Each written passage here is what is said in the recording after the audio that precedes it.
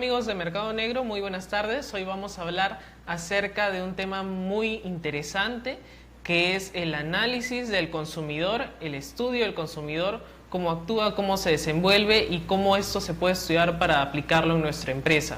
Para eso estoy acompañado de Alejandro Perea. Él es profesor del Diploma Internacional en Understanding Consumer Behavior y para eso nos va a explicar un poco acerca de todo el comportamiento del consumidor y muchas gracias por estar con nosotros. Gracias, Rodrigo, a ti por la invitación.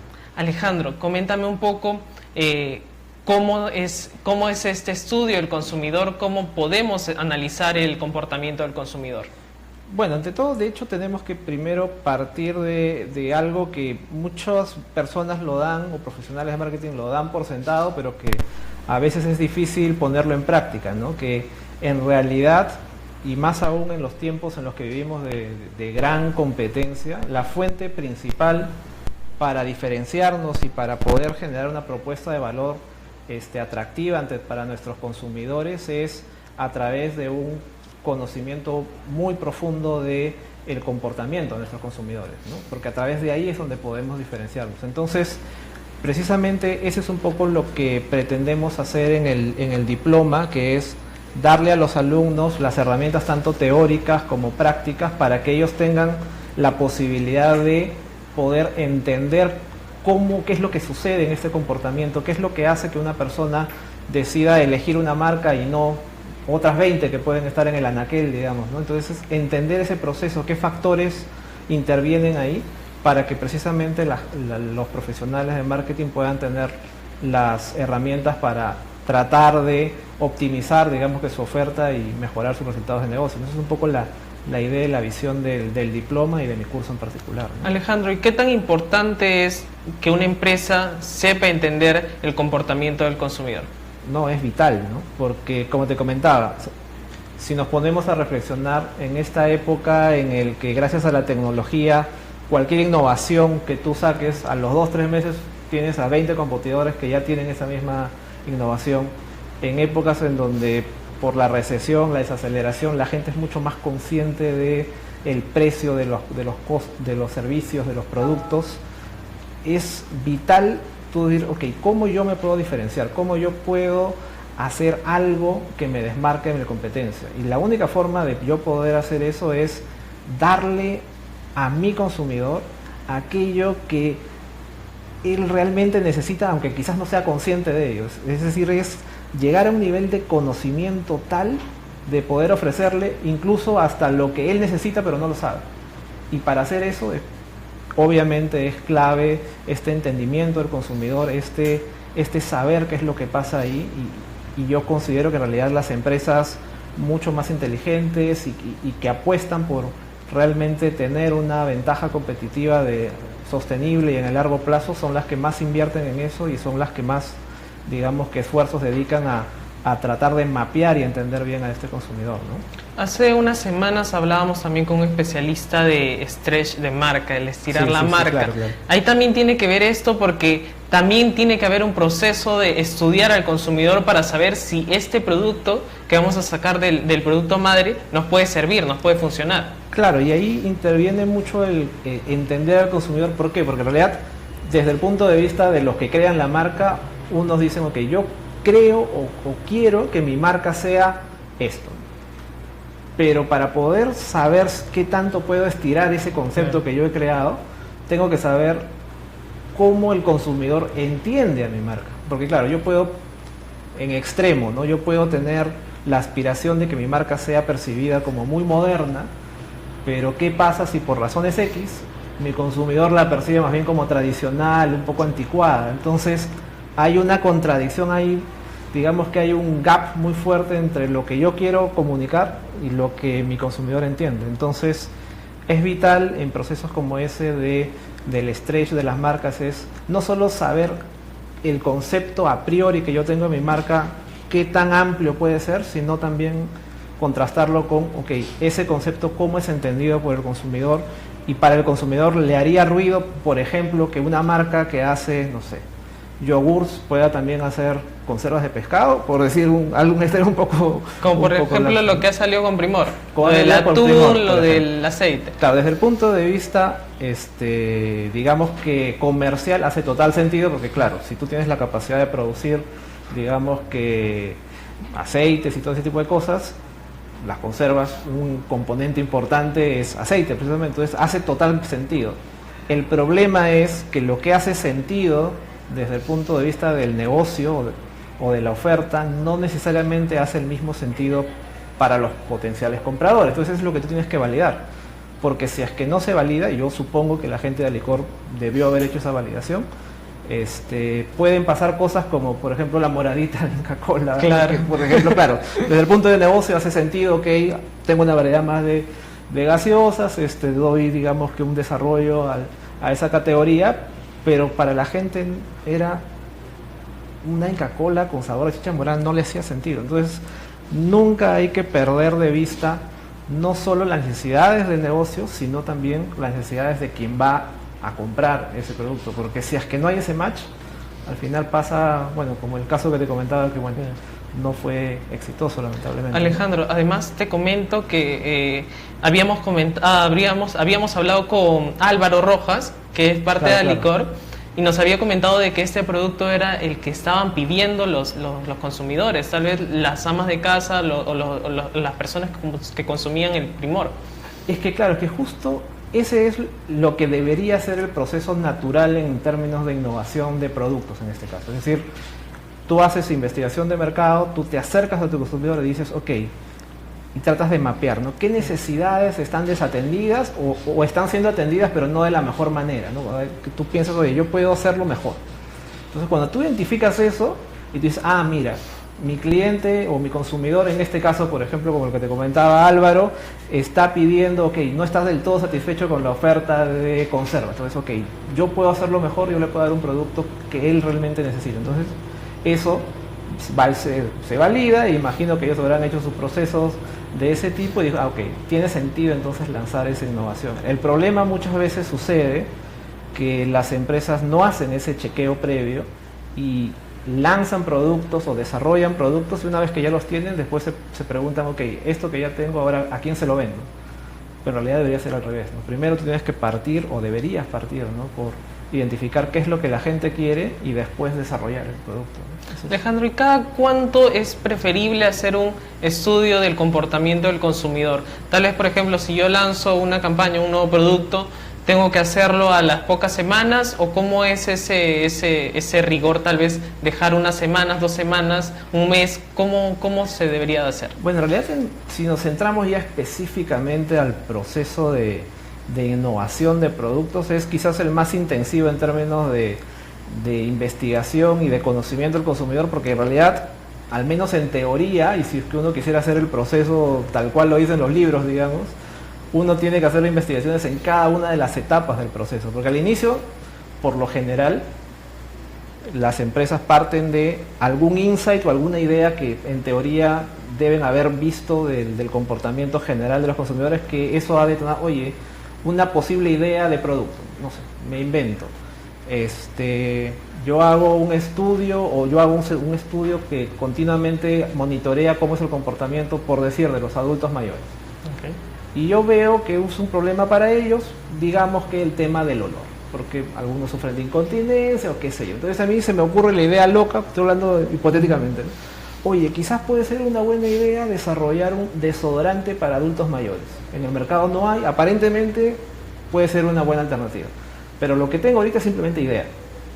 Entonces, el primer paso en el proceso debería ser, ok, esa idea que está un poco en bruto, hacer una investigación, en este caso con los potenciales compradores, que serían los adultos mayores, y decirles, oye, este concepto, ¿te haría sentido que dejes de comprar el desodorante típico que actualmente compras y compres algo que sea especializado y que tenga beneficios XXX, que yo, bueno, ya trabajaría con mi área de desarrollo, digamos?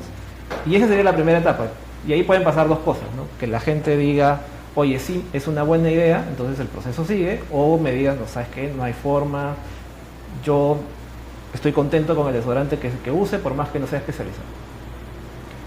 Asumiendo que sí te validen el concepto, entonces de ahí realizas ya algo que ya, ok, eso que tú tenías simplemente como idea en bruto, la transformas en un prototipo de producto. Okay. O sea, ya tu fábrica te hace algún prototipo, ya con un aroma, con un desempeño clave. Entonces el siguiente paso es, ya con el prototipo del producto, simplemente haces un estudio para decir, ok, le das, imagino, asumiendo, a un grupo de adultos mayores, oye, usa este prototipo, a ver cómo te va. Tal vez durante una semana, durante unos días. Un tiempo X, porque ahí, claro, porque ahí la idea es, fase 1, valido el concepto, ya, check. Pero fase 2 es, oye, ya, una cosa es el concepto y otra cosa ya es el producto en sí. Entonces quiero ver, ok, el desempeño está bien. Si es eficiente. Si es eficiente, si realmente elimina el olor o por ahí el aroma tengo que cambiar algo. Entonces esa es la fase 2. Pero eso les puede tomar meses, puede ¿no? tomar, por eso es que en realidad los procesos de innovación son largos, tediosos, porque una innovación desde la idea hasta que finalmente sale al mercado puede pasar tranquilamente año y medio, 2 años. Y en cada etapa, en teoría, como digamos que siguiendo con el punto, deberías hacer investigaciones de mercado, porque claro, son varias cosas diferentes que tienes que validar. En un inicio la idea, después pasas a validar la idea del producto, digamos, o el desempeño del producto. Si es que eso está check, en teoría deberías validar si es que vas a hacer, por ejemplo, un comercial de televisión lanzando el producto, que deberías evaluar también el comercial, porque es otra cosa la comunicación. Y una vez que lanzas, bueno, eventualmente, y si el presupuesto te da, deberías hacer después un monitoreo, digamos que inmediatamente después del lanzamiento, para ver si hay algunas cosas concretas que ajustar, ¿no? Es decir, es toda una cadena de estudios, pero que hacen o garantizan o minimizan, por lo menos, esa es la idea, el riesgo para que las innovaciones sean mucho más exitosas. Y por ejemplo, cuando ya está en el mercado el producto, igual tengo que seguir evaluándolo con estudios con el comportamiento del consumidor. Claro, y ahí ya el objetivo es otro, ¿no? Porque ya como el producto está en el mercado y lo que quieres ver es, oye, entre los que lo han comprado, en dónde lo están comprando, qué les parece el precio, ya el desempeño ya del producto en sí, o qué les pareció ya el comercial una vez que salió, en caso que tenga publicidad masiva. Y ahí tal vez puedo detectar también, tal vez yo creía que mi producto iba a un sector A, B, y luego me sale un resultado que no era ese sector, sino iba a otro. Y pasa en muchas veces, ¿no? Que a veces uno piensa que el producto, que lo va a comprar tal segmento y finalmente termina yéndose a otro, ¿no? Entonces es clave ahí mediante un estudio ver, ok, cuál es el perfil de los que realmente me están comprando. Pero ¿tú crees que ahí podría la empresa modificar el producto para que vaya al sector que tú querías, o puedes adaptarte tú al...? Bueno, ahí depende en realidad de cuál es la estrategia en este caso de cada empresa o de cada marca, ¿no? Hay empresas que lo tienen clarísimo, por ejemplo, no, mira, yo soy una marca premium y yo tengo que estar en estos segmentos, no sé, el A y por ahí B1, no sé, por decir algo, ¿no? Si es que eso es así muy centrado en la naturaleza, digamos, que de esa marca, y descubren que su producto está siendo consumido por otra, es probable que tengan que hacer algún tipo de variante, no sé si necesariamente en el producto, quizás en la comunicación, ¿no? Como que tal vez también el cambio de imagen. El cambio de imagen, por ahí ajustar cosas en el empaque, en la publicidad, tal vez el precio. Quizás el precio eventualmente, entonces, pero si no, digamos que en el caso de muchas empresas quizás más de consumo masivo, digamos que tienen targets más amplios, bienvenido sea, más bien modifican la comunicación para que se adecue mejor a los que realmente se están comprando, ¿no? Fuera de cámaras conversábamos acerca de quiénes deberían de estudiar estos informes del consumidor, del comportamiento del consumidor. Me decías que el equipo de marketing muchas veces se les da este trabajo. Claro, lo que sucede, o sea, en general en el mundo de las empresas,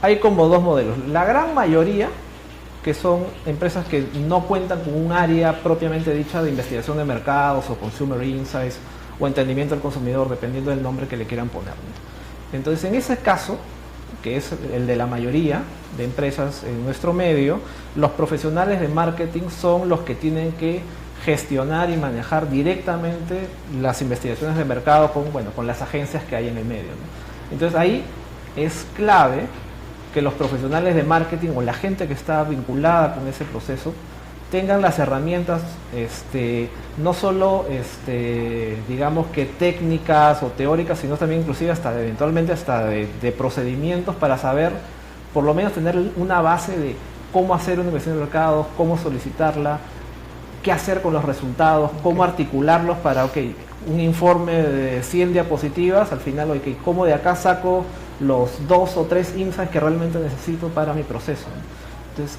para eso yo creo que el curso es vital, y en general el diploma yo creo que eso es lo que busca dar, ¿no? Es decir, no solamente a la gente de marketing que está en las empresas, sino también a la gente que relacionada a marketing que puede estar en agencias de publicidad, a los planners, es decir, a todo un público que tiene que ver con la comunidad de marketing en extenso, digamos, que las personas que puedan llevar este diploma tengan las herramientas para poder entender a un consumidor, saber qué es lo que sucede y poder, digamos, que accionar cuando se vean frente a una investigación de mercados, por ejemplo, ¿no? Claro.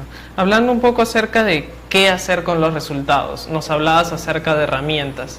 ¿Qué herramientas vamos a aprender en este diploma? Hay de todo tipo, hay desde herramientas un poco más técnicas, que hay cursos específicos ligados a eso, en donde van a poder entender, por ejemplo, temas como cómo detectar tendencias del consumidor, cómo, digamos, que asumir o entender los pasos o procedimientos que sigue o debería seguir una investigación de mercado, ya sea cualitativa o cuantitativa. Y en el caso específico de mi curso, que pone más énfasis en los factores culturales, es que muchas veces son dejados de lado o no son tan considerados en los análisis de marketing, es darles modelos teóricos para poder analizar y entender, cómo la cultura afecta este comportamiento del consumidor, cómo entra el hecho de cuáles los valores que tú tienes, cuáles son las creencias que la gente pueda tener, cómo eso puede afectar a las decisiones que toma con respecto a los productos, ¿no? Esa es un poco la... Ok, y entonces, ¿por qué un profesional de marketing tiene que saber estos temas culturales? Porque, a ver, como te decía, es clave para la gente poder diferenciarse. Y la diferenciación viene a través de un conocimiento clave del comportamiento del consumidor. Es decir, ¿qué hace que una persona elija la marca A y no la marca B o C? Y dentro de en ese entendimiento entran factores personales, entran factores, digamos, que situacionales, pero también entra un grupo de factores que, como te decía, lamentablemente a veces no son tan investigados o notados, que son los factores de tipo culturales, porque si nos ponemos a pensar, en realidad todos, querrámoslo o no, somos fruto de una cultura, somos fruto de unos valores que compartimos por el hecho de pertenecer a la cultura donde hemos nacido, y las culturas, los valores, todas esas cosas, lo que hace o el principal efecto que tiene es que, por ejemplo, dependiendo de la cultura a la que pertenezcamos, ya vamos a tener una gran influencia para saber qué es lo que para nosotros va a ser valioso y qué es lo que no va a ser tan valioso. Y eso es muy importante, ¿no?, para las decisiones. Disculpa que te corte. ¿Cómo en estos estudios puedo detectar los valores, la cultura de cada persona? Bueno, hay muchas metodologías, digamos, que específicamente tratan de eso, pero en general una parte muy importante, sobre todo en la investigación cualitativa, que se aborda también en varios cursos del diploma, uno puede entender, le pregunta a la gente y hace sondeos, y hay una serie de técnicas para entender, cuáles son los valores que tienen esos consumidores, los valores en general, en términos, digamos, que de patrones de comportamiento general, pero también valores específicos relacionados con el consumo. Es decir, cuando yo compro un producto o servicio, en base a qué criterios o qué, digamos, que valores yo puedo utilizar para guiar mi decisión. Por ejemplo, una de las cosas que ahorita estamos viendo en términos de tendencias, y sobre todo en la gente joven, es que, y me parece un cambio genial, es que los valores más altruistas, digamos, que antes quizás no eran tan considerados en la ecuación de compra, ahora sí ya están empezando a ser involucrados, ¿no? Por ejemplo, hay gente que antes de decidir entre una marca y otra, a veces se pone a decir, oye, pero esta marca hace su producto, no sé, en Pakistán, y quizás a través de niños que están medio en esclavitud haciendo zapatillas, oye, quizás... No. Entonces no solo son los valores de los consumidores, sino los valores de la marca, los valores que tal vez puedan conectar con el consumidor. Es que en general, y eso sí haciendo una abstracción, en general, Cuando se da la compra o una relación más profunda entre una marca y sus consumidores es cuando hay un match entre lo que la marca ofrece, no solamente en términos de productos, sino en términos de valores, de imagen, digamos que de propuesta de cómo debería ser las cosas, cuando eso está alineado con los valores de los consumidores. Porque cada vez más, como te comentaba, la gente se está preguntando no solamente si el producto es bueno o no es bueno, sino, oye, ¿y quién fabrica eso, no? ¿Es realmente una empresa que se preocupa o está alineada con lo que a mí me preocupa como individuo, no como consumidor, o no? Aparte, si defiende las mismas cosas Exacto. que tú defiendes. Por ejemplo, hay casos de, por ejemplo, un caso que fue muy sonado y hace unos años en España, Coca-Cola, por ejemplo, que es el monstruo de marketing, uno diría no se le podría pasar nada, ¿no? Y bueno, como tú debes saber, Coca-Cola desde hace un buen tiempo tiene estas campañas de la felicidad, ¿no? La felicidad es el terreno de Coca-Cola. Bueno, resulta por temas de la recesión en Europa y en particular en España, la empresa se vio obligada a cerrar una fábrica en España. Y ahí hubo una campaña terrible, sobre todo en redes sociales y en medios, que le dijeron: oye, tú predicas la felicidad, pero estás haciendo infelices a como miles de familias de obreros que trabajaban en esa fábrica y ahora están en la calle. Es decir, no hay una consistencia entre lo que tú dices y en realidad lo que tú haces. Y esa campaña le generó un rechazo tan fuerte que al final Coca-Cola tuvo que dar un paso atrás y digamos que ya desistió de cerrar la fábrica y la mantuvo ahí. Pero ahorita te das cuenta cómo cosas que no tienen nada que ver con el desempeño del producto, cosas que no tienen nada que ver con que si subieron el precio, bajaron el precio o le cambiaron el sabor a la gaseosa o no, pero también pueden afectar el hecho de si yo voy a comprar esa marca o no, ¿no? O sea, ese tipo de cosas como los valores, que es un elemento muy importante de la cultura, cada vez están más presentes en las decisiones de los consumidores, ¿no? ¿Y cómo puedo analizar una cultura o compararla con otras diferentes? Hay muchos modelos, hay muchas formas de hacerlo. En lo particular, de hecho, el modelo que yo considero que es el más completo y el más accionable es el de un autor que se llama Hofstede, que lo que él dice es que para analizar o entender una cultura hay que hacerlo tomando en cuenta 6 dimensiones, ¿no? Una es la distancia al poder, es decir, qué tan autoritaria o igualitaria es una sociedad en sus relaciones, digamos, que de poder. Un segundo factor es el individualismo o el colectivismo. Hay sociedades que son más individualistas y sociedades que son más colectivas. Un tercer factor es la aversión a la incertidumbre. Hay sociedades que cuando hay situaciones de incertidumbre o la gente no sabe qué es lo que va a pasar, se sienten como que más intranquilas, hay otras que están más relajadas.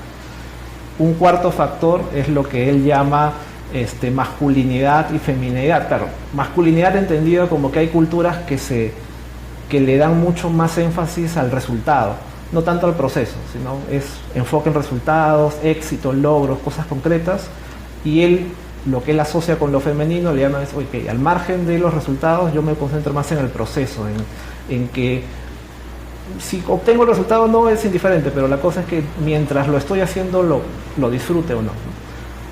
Y hay otros factores como por ejemplo la orientación al corto plazo o al largo plazo. Hay sociedades que se enfocan más en el corto plazo, hay otras que más en el largo plazo.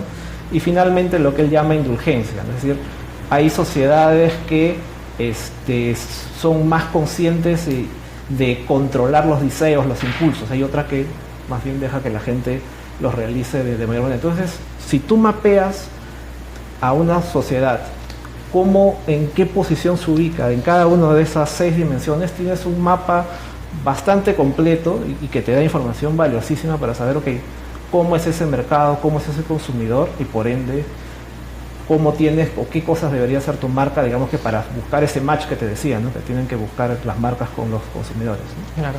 Vemos que ahora todas las personas, sobre todo los millennials, cambian de valores y vemos ahora que los millennials, por ejemplo, son más aguerridos, quieren pelear por lo que piensan, quieren, por ejemplo, con las marchas que siempre vemos en nuestro país, sí, claro. Sale un candidato que no les gusta o algo que no le... Por ejemplo, lo de Philip Butters, salen a marchar todos y pelean por esas cosas. Eso también influencia mucho en la cultura y en los valores de las marcas. Es que de hecho, y yo creo que es un punto que las marcas tienen que tomar en consideración cada vez más, es que fruto de la tecnología, la globalización, en fin, una serie de cosas, cada vez más las brechas o las diferencias entre las generaciones se acrecientan. Es decir, digamos que si yo comparaba los valores culturales, por ejemplo, de mi abuelo con lo de mis abuelos, la diferencia quizás no era tan grave. Cuando pasó mi padre, que se fue empezando a agrandar, cuando pasé yo ya fue un poco más grande. Lo más probable es que si es que yo me comparo con los valores de mis eventuales hijos, la diferencia va a ser brutal, porque cada vez la brecha generacional es más grande. Y justo un poco a colación con lo que tú comentabas, hace un par de años GFK, que es una agencia de investigación local, hizo un estudio relacionado con los valores de los peruanos, ¿no? Y cuando presentó los resultados, al inicio la gente dijo, bueno, ok, interesante, pero son cosas que ya sabemos. ¿Y qué es lo que había salido de los resultados generales? Que en general los peruanos están más orientados a valores como la tradición y la orientación al éxito. Ok, emprendedurismo y tradición. Bueno, sí, interesante. Pero lo interesante fue que después dijeron, ok, vamos a presentar estos mismos resultados, pero separados entre los peruanos menores de 30 años y los peruanos mayores de 30 años. Y ahí la brecha fue brutal. Los peruanos mayores de 30 años son los que más valoran los temas de la obediencia a la autoridad, la tradición, la austeridad. Sí. En cambio, los peruanos jóvenes, los que están es orientación al éxito, es decir, emprendedurismo, lo cual hace bastante sentido porque de hecho Perú es uno de los países con mayor instinto emprendedor, digamos que el sueño de todos creo que es tener un negocio propio, ¿no? Y por otro lado, el hedonismo, ¿no? Entendido con, ok, yo puedo trabajar duro, pero también me quiero divertir, ¿no? Esta idea de la vida no solamente es para trabajar, sino también para divertirse. Y eso lo ve, no sé si es tu caso, pero por lo menos lo vemos en las empresas, en muchos casos, en el sentido de, por ejemplo, y yo recuerdo cuando yo tenía, no sé, o empezaba a trabajar, casi hasta le daba las gracias si es que me aceptaban como practicante, por ejemplo, ¿no? Porque la idea solamente de contar con un empleo ya era suficiente. Sí. Ahora los chicos vienen y te dicen, oye, sí, pero ¿y cómo es el balance de trabajo y vida personal? Entonces, oye, te estoy ofreciendo la práctica, dame las gracias. No, ¿cómo es y después te preguntan, oye, ¿cómo es el trabajo? Porque claro, la cosa no es simplemente tener trabajo, sino entran a variar o a tener importancia cosas como, oye, lo que voy a hacer realmente me va a gustar. Y lo que voy a hacer, ok, puede que me guste o no, pero tiene o va a ocupar un espacio razonable de mi vida, porque yo tampoco quiero trabajar pues 12 horas o 15 horas días, también necesito un espacio para, no sé, hacer cosas que me gustan. Es decir, ese tipo de diferencias son brutales y para las marcas las tienen que monitorear, porque por ejemplo una marca que actualmente se dirige a personas, no sé, de 40 años, dentro de 10 años, esas personas de 40 años van a ser los que actualmente son los millennials. Y el cambio de público va a ser totalmente radical, ¿no? Entonces, si no se preparan para eso, van a estar un poco descolocadas. Es cierto eso, porque en un congreso de retail comentaban los de Ipsos que hay que enfocarse en otros grupos, no solo el millennial, no solo existe el millennial, sino que los millennials van a pasar a otro sector y ellos van a seguir cambiando y van a ser distintos. Y de los millennials siguen ahora la generación Z, digamos, ¿no? Y que también tienen sus cosas y que, bueno, que también se tienen que estudiar. Entonces, continuamente, y eso es un poco lo que al final conversábamos al inicio de la charla, es que al final hay tantas preguntas y el mercado se vuelve tan complejo que la única forma de que las empresas estén preparadas para reaccionar es que las estudien. Y para estudiarlas tienes que comprender al consumidor y tienes que saber qué hacer con esa información, ¿no? Comprender el estudio que te están dando. Exacto. Nos están haciendo algunas preguntas. Sí, claro. José Luis nos dice, ¿cada cuánto tiempo se debe hacer un análisis del comportamiento del consumidor? Bueno, depende. Yo diría que, resumiéndolo, el campo, porque es bastante vasto, yo diría que hay dos grandes tipos de preocupaciones, ¿no? Unas que son las generales, es decir, las que siempre tienes que hacer, los que a veces en el lenguaje técnico le llaman los trackings, es decir, seguimientos normales para ir viendo cómo va evolucionando el consumidor. Y hay otras que son más como las de coyuntura. ¿Esos trackings son semanales o diarios? Depende. En realidad, diarios y semanales es muy poco porque sería muy caro, digamos, ¿no? Claro. Por lo general, dependiendo de las necesidades de la marca y de qué tan intenso sea la competencia en ese mercado, puede ser que tú hagas trackings una vez al año, un estudio una vez al año, o semestral, o si es un mercado muy dinámico, no sé, una vez cada 3 meses, pero eso depende mucho de en qué mercado te mueves, bueno, y también de cuánto presupuesto tengas, ¿no? Eso es, digamos, que por los seguimiento tradicional, pero también hay otro tipo de investigaciones que son más para resolver problemas puntuales, ¿no? Como los que te decía, es decir, pasa que, no sé, todo aparentemente está funcionando bien y supongamos, no sé, por decir algo, que en los últimos 2 meses tus ventas se han caído en un 30% y quieres entender qué está pasando. Entonces ahí tienes que hacer una investigación de mercado para descubrir qué está pasando. Es decir, hay un grupo que son las de seguimiento, digamos que normal, para ir viendo cómo evoluciona el mercado, que yo diría que mínimo debería ser una vez al año, por lo menos. Y hay las otras que dependen en realidad de qué tanto se presenten problemas o cosas, digamos, que urgentes que resolver, ¿no? Con lo que me comentas, me parece un poco caro. ¿Tú crees que tal vez alguna empresa, una pyme nos esté viendo, puede hacer esos estudios de una forma económica? ¿Eso podríamos aprender en el diploma? Sí, porque en realidad, o sea, la idea es tratar de entender información del consumidor. Y para entender información del consumidor hay que acercarse al consumidor. O sea, claro, la forma tradicional que quizás estaban acostumbrados, sobre todo las empresas grandes, es a contratar estudios con una agencia de investigación.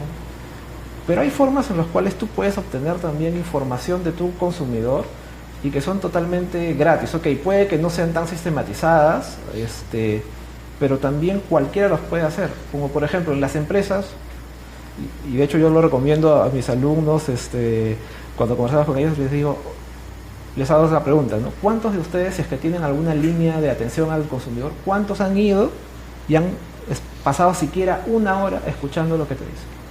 Y eso es gratis. Y cuando el cliente llama, claro, por lo general llama porque ha sucedido algún problema, pero ya te da información valiosísima, ok, porque la gente llama y te dice, oye, tengo este problema con este producto, o yo quería esto y ha pasado esto. Entonces identificas cosas, o simplemente salir a la calle y conversar con la gente, ¿no? Es decir, hay muchas fuentes en las cuales el profesional de marketing puede acceder a información directamente del consumidor, y no todo pasa necesariamente por un estudio de mercado de alguna agencia de las que conocemos, ¿no?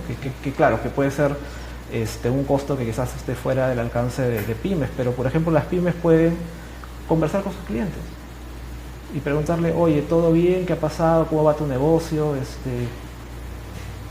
¿Hay algo en lo que pueda mejorar? Hacerle seguimiento a su propio seguimiento, o inclusive tú mismo hacer un seguimiento de tu servicio, es decir, lo que se conoce como cliente misterioso, es decir, tú mismo o alguien que tú confíes, oye, hazte pasar por un cliente y cuéntame cómo pasó. Y eso no te cuesta nada.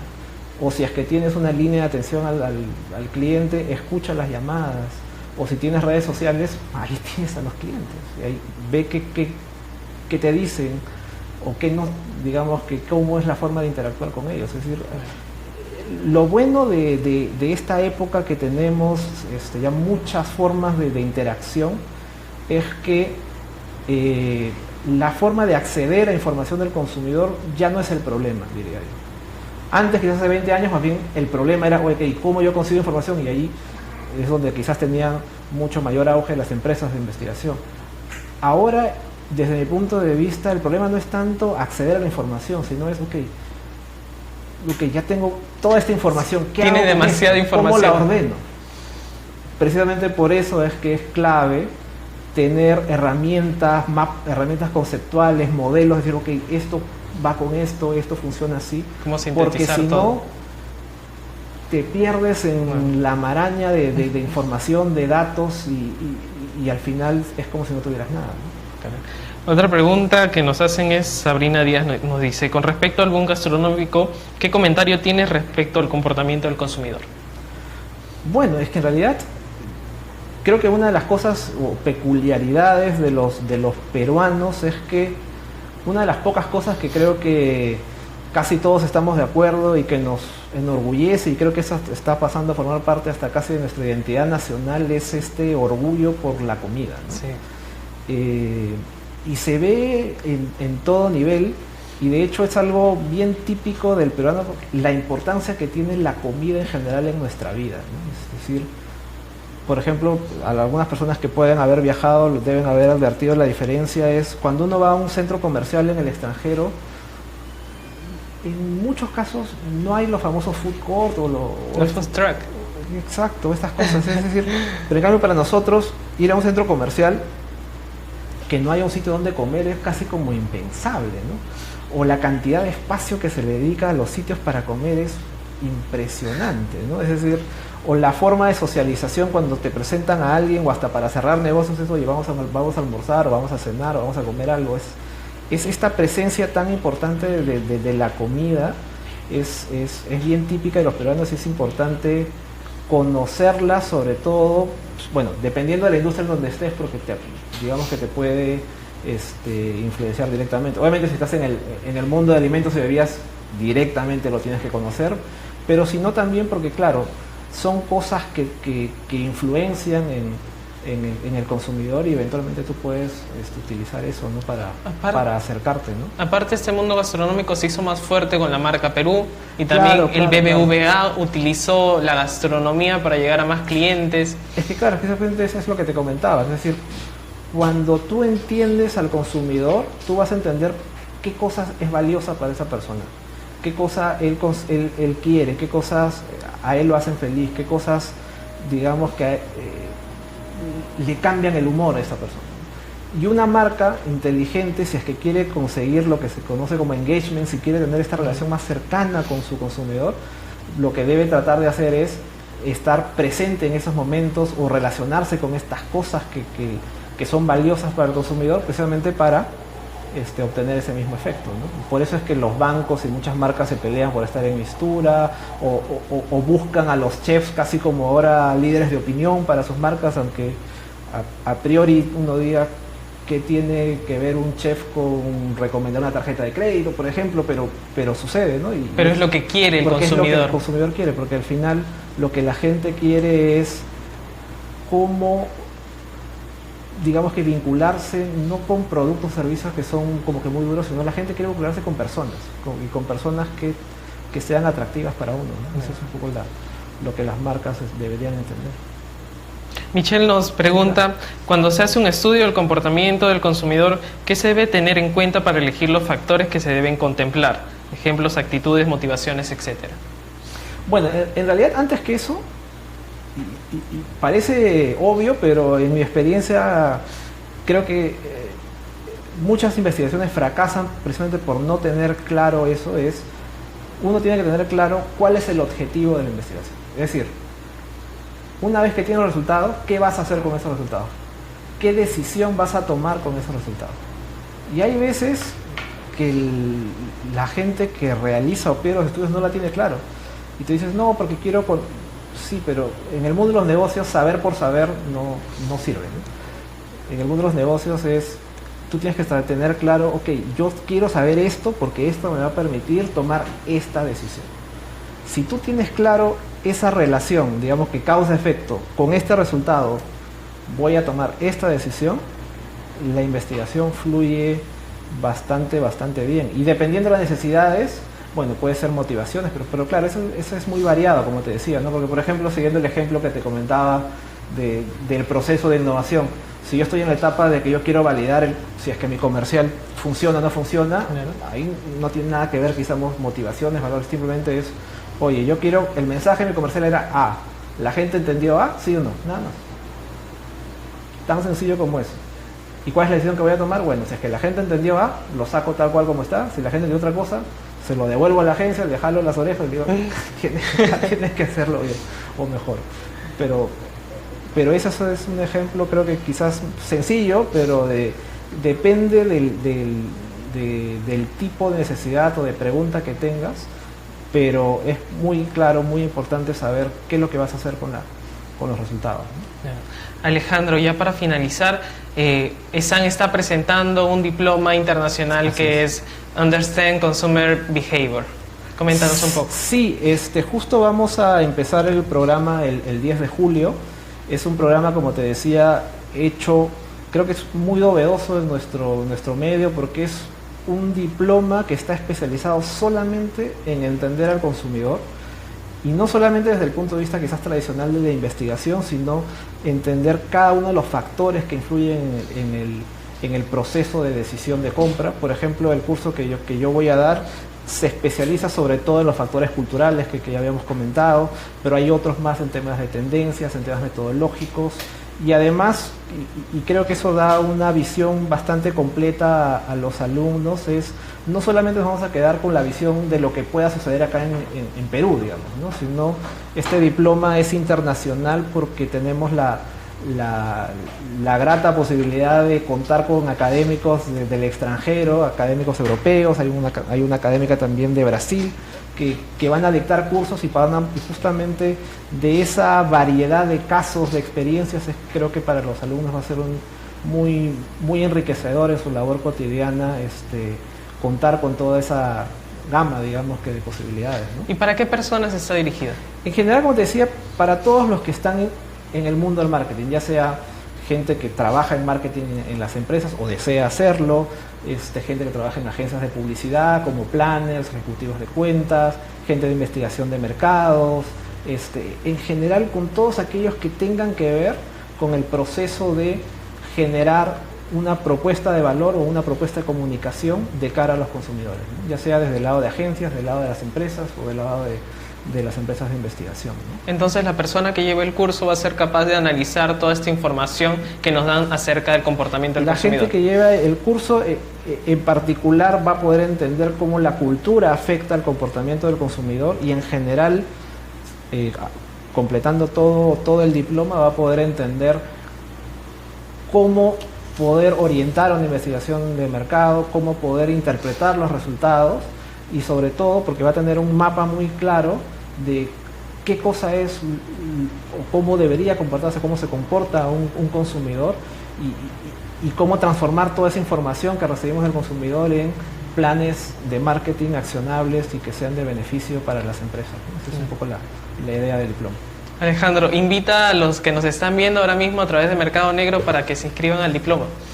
Bueno, invito a todos los que están viendo esta entrevista a inscribirse en el Diploma Internacional en Understanding Consumer Behavior. Como les decía, la fecha de inicio es este 10 de julio, y los teléfonos a los que pueden llamar es el 317-7226, ahí hay un anexo del 4121, o pueden escribir a mvelarda@esan.edu.pe o también a informes@esan.edu.pe. Alejandro, muchas gracias por estar con nosotros. Fue un placer hablar contigo acerca de todos estos temas que abarcan acerca del comportamiento del consumidor. Gracias, Rodrigo. Gracias por estar con nosotros. Alejandro Perea, él es profesor del Diploma Internacional en Understanding Consumer Behavior de ESAN, y no se olviden de inscribirse a este curso. Ya están los números abajo en estos momentos para que se puedan inscribir, y nos vemos en una próxima oportunidad. Gracias. Oye, muchas gracias.